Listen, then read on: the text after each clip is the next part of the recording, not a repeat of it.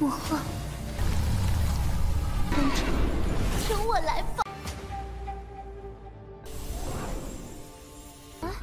林伯，怎么了？河伯已经不是你河伯了呀！公主，你快走呀！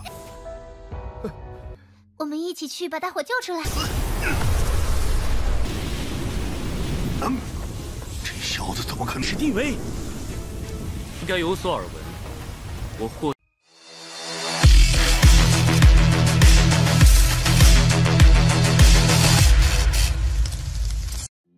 Halo semuanya, selamat datang di Ruang Sinema. Bagaimana kabar kalian semua? Semoga selalu sehat dan baik-baik saja. Sesuai jadwal, jadi pada hari ini kita akan kembali melanjutkan Studies Donghua Village Battle Spirit episode terbaru, yang mana ini adalah episode yang ke-150. Bagi yang mau bergabung dengan series ini, kita sudah sediakan playlistnya. Jadi kalian bisa dengan mudah mencari di mana episode awal dari series ini. Sebelum kita mulai episode terbarunya, kita akan melihat dulu apa saja yang terjadi pada episode sebelumnya, tepatnya pada episode 149. Kemarin, Kinan bersama yang lainnya telah menyelidiki kalau ada seseorang yang berusaha untuk memecah belah 5 klan. Namun sayang sekali, tetua barusan memilih untuk menghabisi diri sendiri, supaya informasi itu tidak dapat diketahui. Hanya saja gadis Harta merasa kalau semua itu kemungkinan memiliki hubungan dengan roh Nantianman. Jadi dia pun mulai menceritakan kalau pada 3000 tahun yang lalu, kalau dirinya telah melakukan pertarungan kepada roh Nantianman. Karena bagaimanapun, setiap keputusan dan juga aturan yang dia buat merupakan kerugian bagi semua orang. Hanya dialah yang diuntungkan. Terlebih lagi, dia membangun gerbang selatan untuk bisa memperpanjang umurnya dari penderitaan semua orang. Hanya saja gadis Harta tidaklah memiliki kekuatan yang cukup untuk melawannya, dan harus berakhir seperti sekarang. Kinan berjanji akan melakukan yang terbaik untuk mengalahkan roh Nantianman. Begitu pula dengan rekan-rekannya. Sekarang kita akan melanjutkan episode terbarunya. Karena semua orang sudah memutuskan untuk pergi, jadi gadis Harta mulai merapalkan sebuah mantra untuk kembali membuka segelnya, di mana pada akhirnya tanaman yang penuh rasa kebencian ini mulai bangkit kembali. Kinan bersama yang lainnya langsung saja menggunakan kekuatan mereka untuk bisa menekan kekuatan dari tanaman itu. Sedangkan Xiaomu sendiri bertugas untuk menyerap seluruh kebencian yang ada pada tanaman tersebut. Miao Miao sempat mengkhawatirkan kondisinya, tapi dia memintanya untuk tidak perlu khawatir. Pasalnya ini jauh lebih mudah dari sebelumnya. Miao Miao merasa sedikit lega. Ia pun kembali fokus untuk terus memberikan tekanan kepada binatang tersebut. Sepertinya rencana mereka berjalan cukup lancar. Miao Miao pun merasa begitu sedih, pasalnya ia terus mendengar teriakan mereka. Namun semua ini harus dirinya lakukan agar jiwa orang-orang yang ia sayangi bisa tenang. Dia berjanji akan membalaskan semua dendam mereka. Pada akhirnya, semua perjuangan itu pun membuahkan hasil, di mana tanaman tersebut berubah menjadi tanaman biasa yang begitu tenang.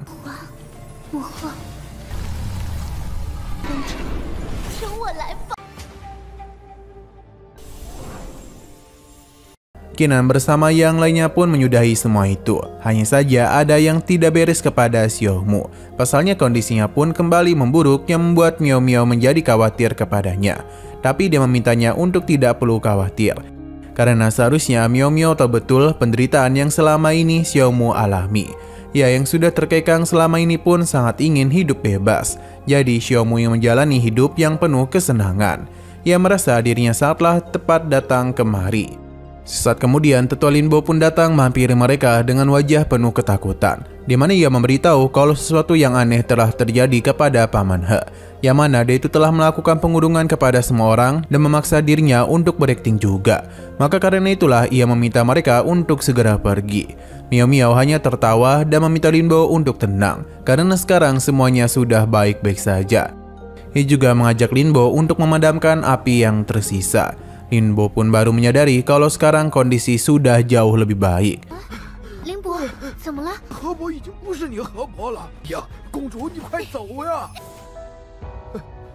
我们一起去把大伙救出来。 Yang membuat hatinya pun menjadi lebih tenang. Mereka pun menemui sang kaisar, di mana Linbo memberitahu semua yang dirinya ketahui dan apa yang dirinya katakan itu adalah benar adanya. Untung saja kaisar percaya dengan perkataannya, maka karena itulah ini merupakan masalah besar. Namun berbanding terbalik dengan leluhur Long Yu, Baginya semua itu hanyalah omong kosong saja. Tapi Kaisar mencoba tetap percaya, karena jika hal itu benar adanya, maka kekacauan akan terjadi. Long Yu masihlah belum setuju, pasalnya kekaisaran mereka tidaklah mungkin bisa menanggung semua itu, dan malah merugikan mereka saja. Tapi Kaisar tetap pada keputusannya. Dia sendirilah yang akan memikul tanggung jawab tersebut. Long Yu yang sudah bosan dan semua keputusannya pun mulai memberitahu kalau dirinya telah tahu kalau kultivasi sang Kaisar telah jatuh ke tahap setengah langkah tanpa hambatan. Dalam 10 hari ke depan, maka kultivasinya akan terus menurun sampai ke tahap usang. Tidak akan ada yang bisa menyelamatkannya. Orang-orang yang ada di sana pun mulai menduga kalau rumor tentang guru mereka yang sakit benar adanya. Saat ini kekuatan Kaisar memang masih berada di puncak kubu.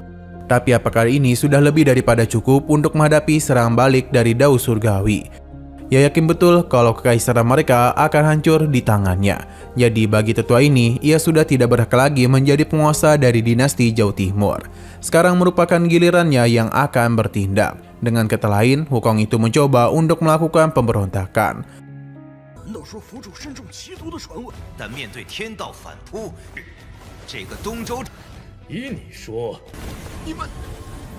Para tetua yang mencoba untuk membela Kaisar pun segera dirinya tundukkan. Bahkan dia memberitahu kalau tetua ketujuh ini bisa saja dia habisi. Jadi siapa yang menjadi tetua ketujuh selanjutnya? Ia juga memberikan tuduhan yang tidak-tidak kepada tetua ketujuh. Hal itu pun membuat para tetua menjadi sangat takut kepadanya. Tapi Qinan mencoba untuk melakukan protes, yang langsung saja diserang olehnya.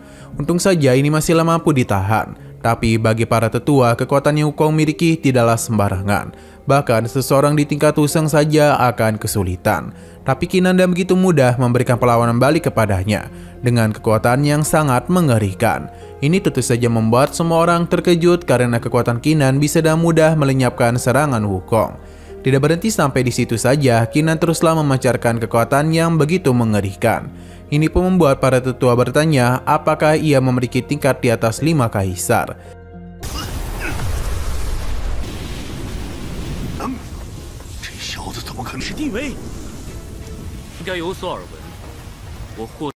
Qinan yakin kalau seharusnya mereka sudah mendengar kalau dirinya telah mendapatkan warisan rahasia surgawi.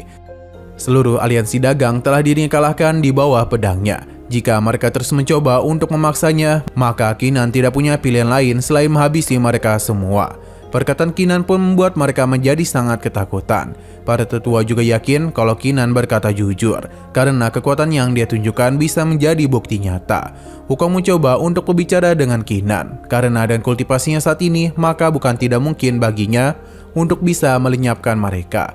Tapi tentu saja pertarungan itu tidak akan mudah dia lakukan. Terlebih lagi, urusan kekaisaran mereka bukanlah urusan Qinan. Jadi untuk apa juga dia repot-repot terlibat dalam masalah ini. Tapi Qinan sama sekali tidak keberatan dan menganggap Wukong yang awalnya begitu sombong, kini malah mau mengajaknya berunding. Dan kata lain, dia itu sepertinya takut kepadanya.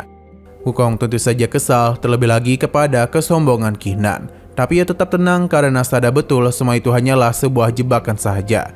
Wukong tidak akan tertipu dan langsung saja melakukan sesuatu, di mana dia telah memasukkan Xiaomu dan Miao Miao dalam harta kurungan miliknya.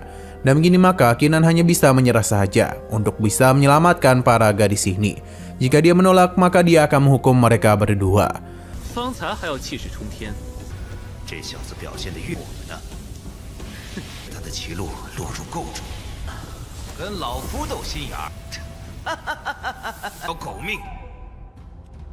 Nah, sayang sekali lagi seru-serunya, episodenya pun harus bersambung dulu. Oke, sekian dulu pada video kali ini. Untuk video selanjutnya akan segera hadir. Jadi bagi kalian yang mengikuti series ini, langsung saja klik subscribe dan aktifkan loncengnya. Terima kasih yang sudah menonton video sampai habis. Jika kalian suka pada video ini, klik like dan share ke teman-teman kalian tentang channel ini. Dan ditunggu aja kelanjutannya. Oke, sampai jumpa di video selanjutnya.